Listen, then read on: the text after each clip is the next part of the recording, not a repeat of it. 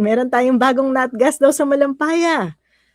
At saka itong Semerara, alam nyo kasi bawat contract ng mga ganyan. This is not a regular contract ng pag nag-bid ka sa government project, may contract ka.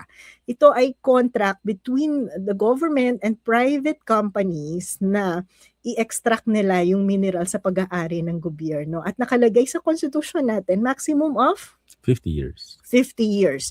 So itong Semerara, favorite ko yan, like ko dinidiscuss, di ba na pag-aari ng DMCI, mag-50 years na sila sa 2028. I think 2028, 2026. 2028. 50 years na. So mag-i-end na yung kontrata nila at ipapabid na yan ng Department of Energy. Pero very interesting yung tinatanong ko kay Prof. Dan. Nakalagay sa constitution natin, maximum 50 years. So does it mean na pwede pa uling kumuha ng bagong contractor at ipahukay yung mga coal sa Semerara kung sinabing 50 years lang? Diba? Hindi ba pagka sinabi mo, 50 years na, enough na, let's give our environment a time to recover. Di ba, ibig sabihin, hukayin mo yan hanggang butas na yung antike eh. Diba? Di ba dapat pinagbibigyan natin na makarecover yung kalikasan?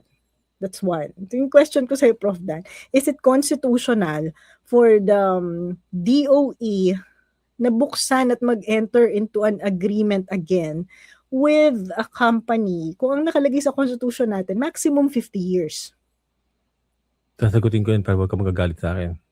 Kasi ang prohibition sa initial research namin is meant to ensure na hindi lang sa isang tao mag-benefit. It has nothing to do with the environment. Diba? Although, I don't see why we cannot argue that.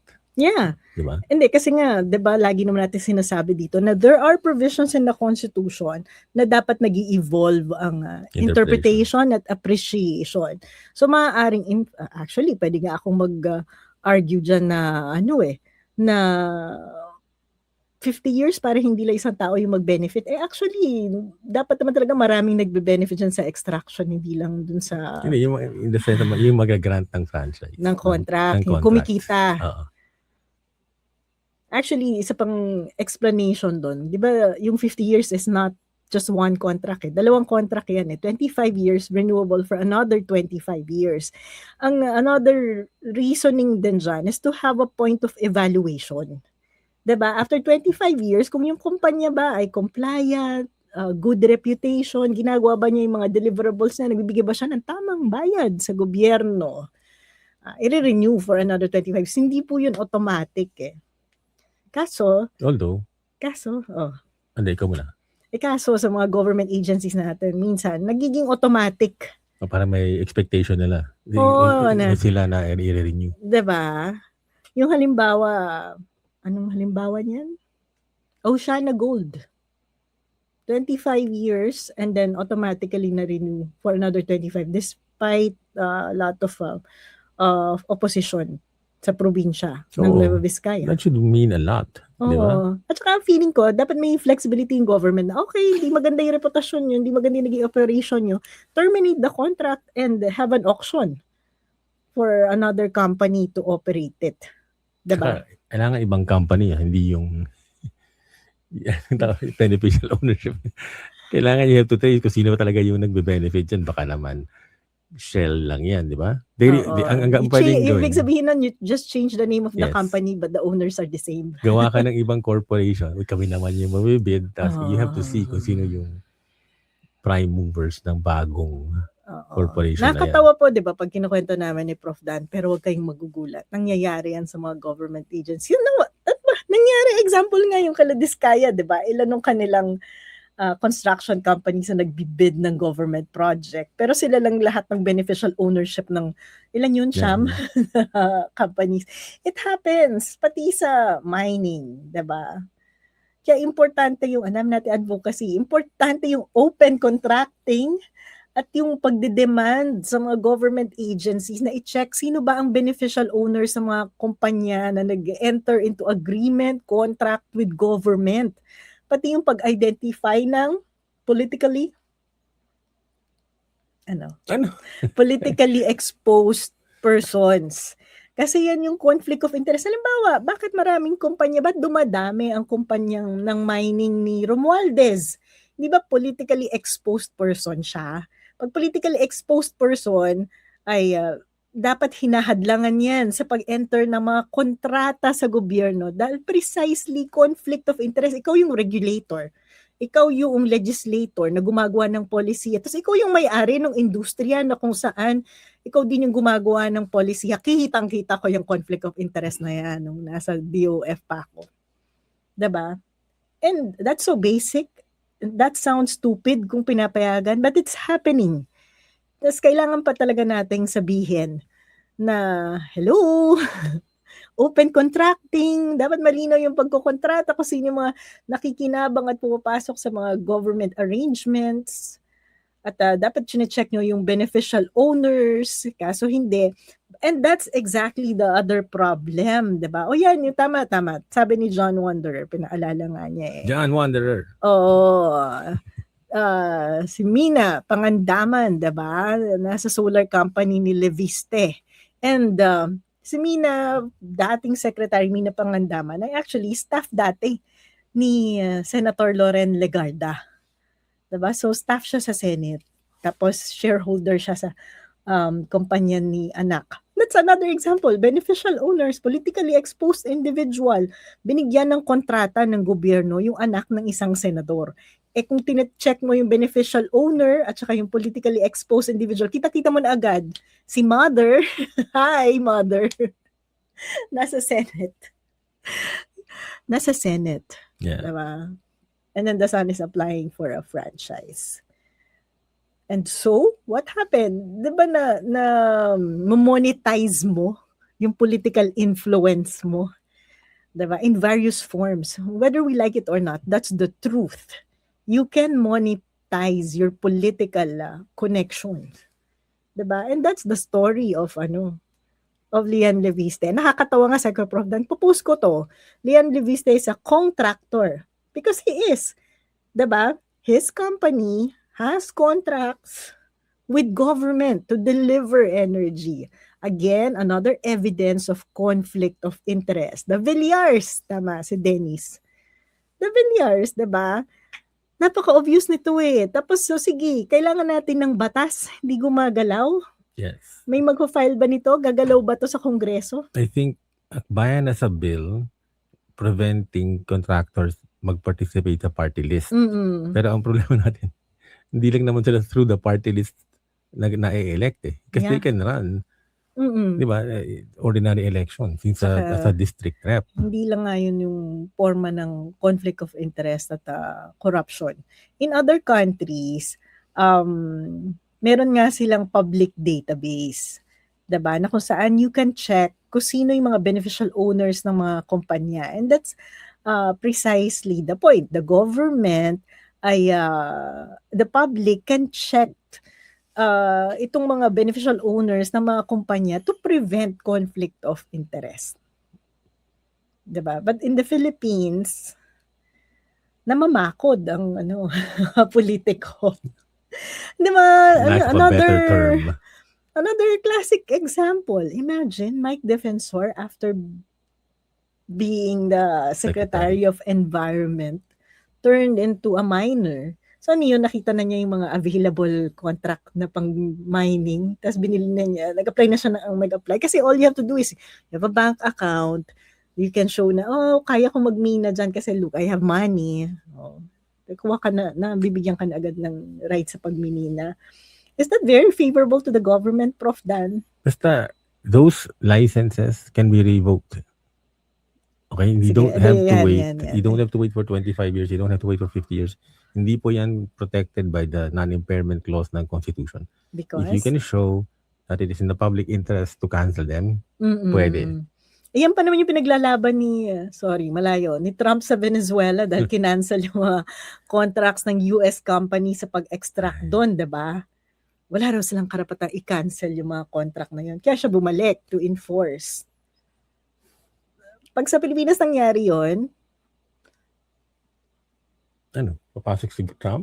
Pag sa Pilipinas nangyari yun, sinasabi natin, mayroong authority ang government to terminate those contracts, especially kung hindi siya beneficial sa mga tao. So kaya pinapaliwanag natin dito, halimbawa itong Semerara na mag-i-end na ang contract, dapat nire-negotiate na yan ng gobyerno at dapat masigurado na mas malaki ang magiging share ng gobyerno mula sa mga proyekto na to. Bakit kailangan malaking share ng gobyerno? Hindi lang para mapunta sa treasury bilang dagdag revenue. Ang isang pinakamalaking lesson po dito sa mining na to is because they're non-renewable ay kailangan nagko-contribute yan sa sustainable development. Yeah. Diba? So, tayo na lang hindi gumagawa yung buong mundo. Matagal na diskurso na po yan kasi nga sa resource curse, diba? Maraming mga bansang mayayaman sa non-renewable resources pero patuloy na naghihirap, lalo-lalo sa Africa. So may literature na dyan kung paano gagawin. Kung paano yan, Pero gusto ko lang, ito na naman, sabi niya, another classic example, mga dilaw at pig, puro malilinis at walang bahid. Dapat po, dapat po talaga maging matalino tayo. Pero yun yung maglalagay ko ng mga senador at saka mga congressman. Tapos walang kaalam-alam sa mga ganitong bagay na pansan nyo ba dadalhin ang development, diba? Gagawa kayo ng mga polisiya na wala man lang kamalay-malay. Paano mo ma-maximize mga coal na hinuhukay dyan sa Semerara? Pwede rin May karapatan tayo na maghingi naman at magkaroon ng expectation na medyo matali-talino yung mga ating mga legislators at hindi typical matalino ka kasi dilawan ka.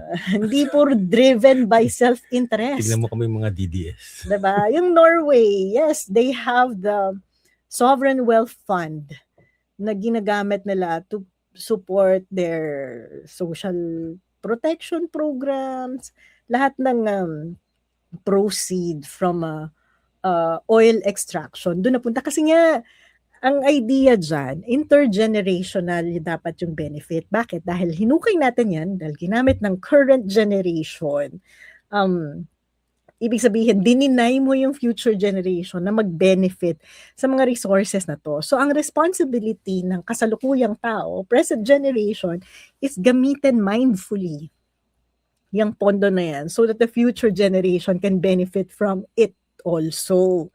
Diba? Yeah. Dito, issue ng timber license agreement. Yun pa rin yung policy natin, extraction. There's a country, nabasa ko kahapon, made it a crime. Deforestation is a crime.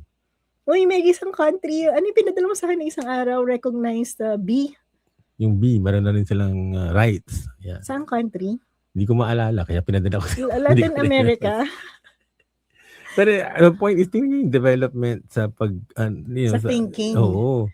Dito, hindi, may timber license agreement yan. Sige, putulin mo lahat ng puno dyan. Diyos ko. Diba? Hanggang ngayon, yung isang time guest natin sa Ross, nabanggit na yan, hindi namin na-develop yung discussion. Maybe we should rethink yung extractive approach dito sa ating resources. Oo. Hindi siya i-plunder. Oo. But yun na nga yung babalikan ko yung diskurso natin. 50 years, natapos na yung Semerara, is it correct na, okay, hukayin pa natin na hukayin, mag-issue pa tayo ng agreement to extract the coal. All the coal sa Semerara. I was government, I will not. Kasi, una, it's the dirtiest energy source. Dapat na-phase out na yan diba? So, walang obligation yung government to say, kailangan hukahin natin lahat ng coal. Especially, since hindi nga siya sustainable. So, just let it rest. Hindi mo tayo mamamatay. Marami namang alternative forms dyan ng energy. Yun ang i-develop natin. Number 2, yun nga, yung idea ng ecological right. Diba? Hindi mo lang siya tinitingnan tungkol sa cost and benefit natin bilang human beings. Titingnan mo yung cost and benefit dun sa ecological system. Kaya in other jurisdiction nga po, na-recognize na yung rights ng non-living non-living things. Diba? Like river. Tapos ito ngang recent case na pinadala sa akin ni Prof. Dan, yung mga bubuyog. Diba? So nagkakaroon na sila ng personality. Sa atin wala pa. May mga nag-attempt na mga cases na ganyan. Yung na-discuss, ay hindi pala dito natin na-discuss yun sa Radio Veritas, yung Tanyon Strait na kung saan tinry mag-establish ng karapatan ng mga butanding. Yun ba ang butanding? Ano yung butanding? Sikaw.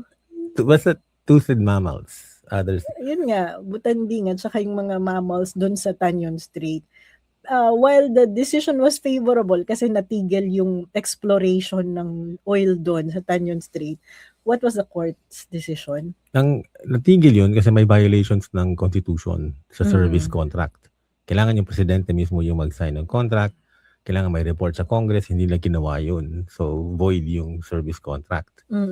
On the standing dapat ng mga marine mammals, yung marine mammals case, sabi ng Supreme Court, din yan kailangan under our environmental rules sa litigation. Basta merong steward, human person, you can represent flora, fauna, generations, yet unborn. So yung decision na yun is still, we found it wanting. Kulang pa dun sa pagsunod ng international discourse kung paano nag-i-evolve yung appreciation sa kalikasan. Diba? In fact, parang nag-reverse. Parang tumigil.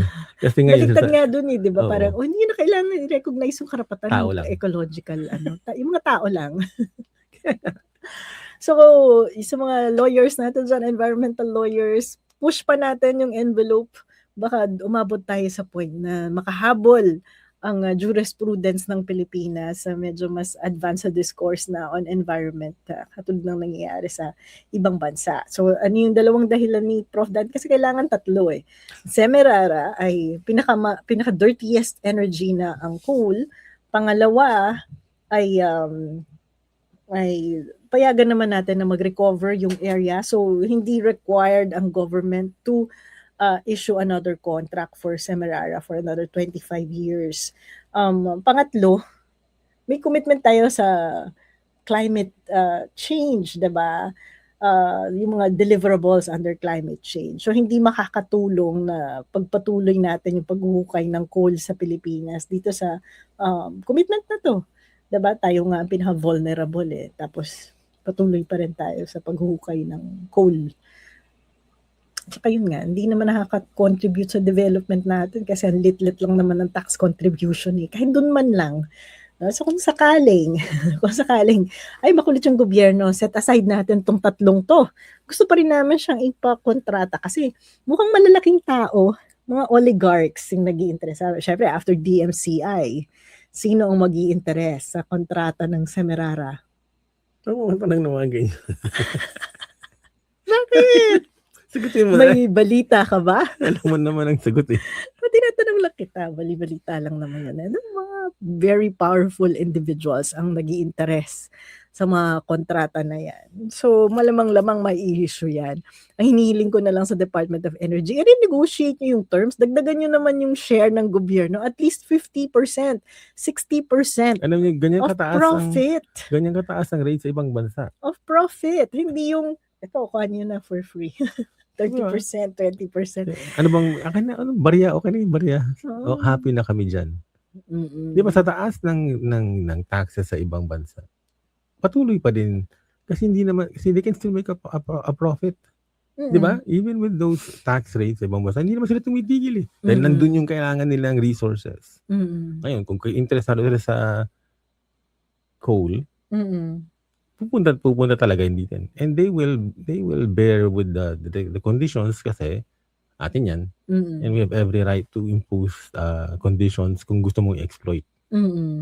Diba? At saka dapat consider mo talaga yung overall cost to the area. Hindi lang diyan simpleng, ganito lang yung tax sa ibang bansa. Ganito lang din dapat yung tax natin. Kasi iba-iba yung cost implication sa iba't ibang lugar. Kapag naghukay ka ng mga minerals na ganyan sa gitna ng desyerto, iba kapag naghukay ka ng mga ganyan sa gitna ng biodiversity area, 'di ba? Magkaibang cost yun eh. So therefore, iba dapat yung structure ng taxation and revenue and profit sharing sa mga ganyang lugar. Dahil malaki yung cost implication. Nadinig mo ba yung mga gantong level ng discussion nung pinasa nila yung bagong mining law? May Bagong tax discussion ba ng sila doon? mining. Tanong niyo si Robin, may comment siya dun eh. Nag-comment nga siya tungkol sa IP rights. Hindi man niya pinaglaban. Parang on record, paano na yung mga IP natin, ganyan. Gusto ko lang para kumita yung makinabang, maging pakinabang sa atin yung mining. Pero wala namang specific provisions na pinung-share, tapos yun, approve. Noted. Hirap eh. Pag di mo talaga alam, parang lip service lang yung nangyayari. Diba?